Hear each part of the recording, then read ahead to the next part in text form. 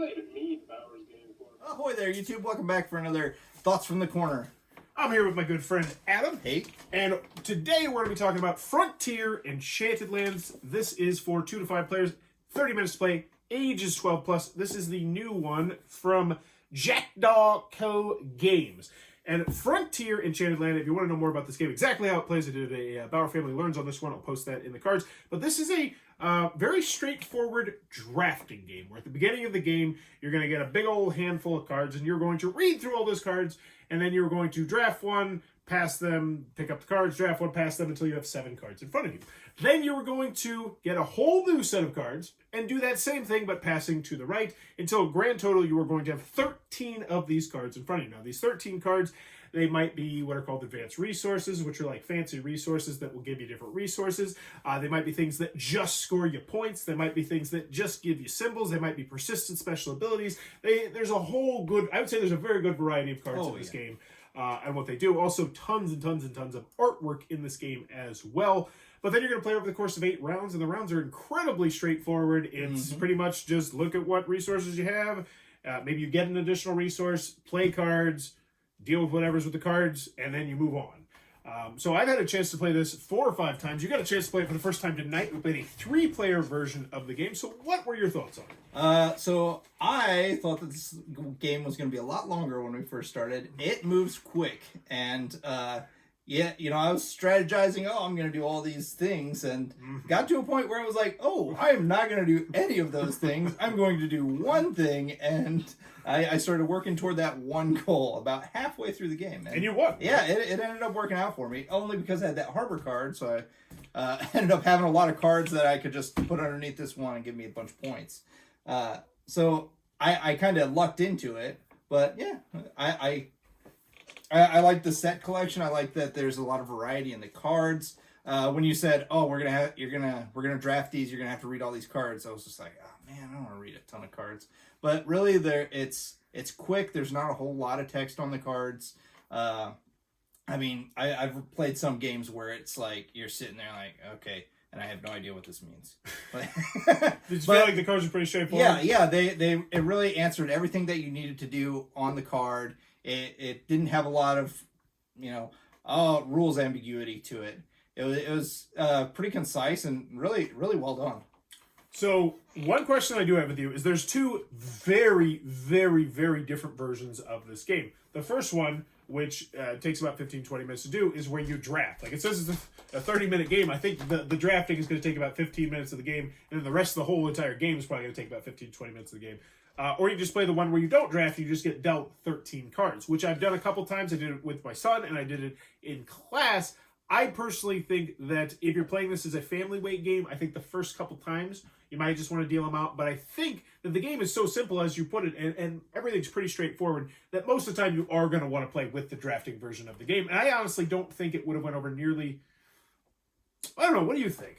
Yeah, I mean, if I just had random cards... I wouldn't feel like I was creating a strategy. Like I knew my deck. I knew what was there.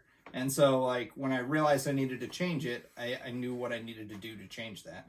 If I just had random cards, it would be like, I'm stuck with this, this junk. Well, then it would kind of change. It does change the game a good deal, because then it becomes a completely different game of, okay, I'm not necessarily focused completely on scoring points. I need to focus on these other cards that are going to allow me to draw more cards, so I hopefully can get the cards that I want to get. But yeah, the game is so short. I don't think I ever really want to play it again without the drafting, unless I'm playing with kids, to be honest with you. I don't think it would have went over nearly as well if we were playing that with adults. So if you're thinking of this, playing it with adults, I think you probably just want to skip that and just go straight to the drafting phase. Because it doesn't take long. It's really easy to do. Which is good, because So I really love the artwork in this one. I'm not a huge artwork fan. I don't get into artwork, but I thought the artwork in this game was fantastic. Yeah, it was really fun. Yeah. And each of the cards is just popping with detail. Each card is its own separate painting. Now, there are some duplicates, but for the most cards, there's a lot of different cards in this game. That being said, I do think that is my weakest aspect of this game. I don't feel like there's as many paths to victory with the cards as I would have liked. I feel like there's some very straightforward paths to victory, and I feel like there's enough paths that it's going to keep me interested, but I feel like if I really was going to keep this game for a very long period of time, I would need an expansion. I want more avenues. I want more cards. What did you think about that? Obviously, it's your first turn. See, yeah, I haven't played it as much, so I saw a big deck there that probably had more cards than I'd seen, and I felt like there was plenty of variety. Like, Okay. I didn't even as I was because I got to see a lot of cards as they were going by, and it was like, oh yeah, I see this strategy working, I see that strategy working. Like focusing on just getting one kind of symbol could work, or doing a variety of things. So yeah, I don't. Okay. I mean, as playing it one time and not seeing every card, I felt that there was plenty. And see, that's why, and I have played. I played it quite a few times. I think I'm 4 or 5 times. So I brought it in my classroom, played it, put my son played it. So yeah, I think that for me personally, I like this game, and I'm going to keep this game, and I hope it comes out with expansions if it gets legs. But to be brutally honest, I don't think that I would have this game on my shelf in 5 years without more added to the game. I could just see this one slipping kind of by the wayside. But then again, I really don't feel like I need too many lightweight. Well, I mean, it's filler weight. This is almost filler weight. It's not quite. Yeah. Is it filler weight? It's in that range. I think if everybody knows what they're doing, it's going to be filler weight. I think you can knock this out in less than 30 minutes most of the time if everyone knows what they're doing. Well, I'm thinking about the experience of like playing Seven Wonders, which is kind of in the same vein, and honestly, I would rather play this than Seven Wonders. Okay, I'm the total flip side. I would rather play this Seven Wonders every time. I feel like it gives you a similar experience, with it being a lot shorter. You can get more games in. And you move on to something else if you get to it. It's like if you've made a mistake in this, it's not gonna take your whole night. Like Seven Wonders, it doesn't take super long, but if you got some new people in there, yeah, it can take quite a while. Now, here's the one thing that I like more about Seven Wonders as opposed to this game, and I do like the player interaction. Even though it's limited to just left versus right, I like the combat. I like that. Whereas I honestly didn't know what you were doing. I didn't care what you were doing. Every once in a while, someone would be like, "Oh, you're gonna draw a card because I played this." But other than that, like I was completely disinvested from everything else going on except for myself. Did you ever? It's kind of a solo experience. Yeah. So you need to know that going into it, because I know a lot of people don't like games like that. I will say though, I have played it quite a few of the different player counts. I do think it scales pretty stinking well. But in the end, Frontier Enchanted Land, I really enjoyed this game. I think you enjoyed it more. I really enjoyed it. Yeah. But for me personally, I want a little bit more out of it.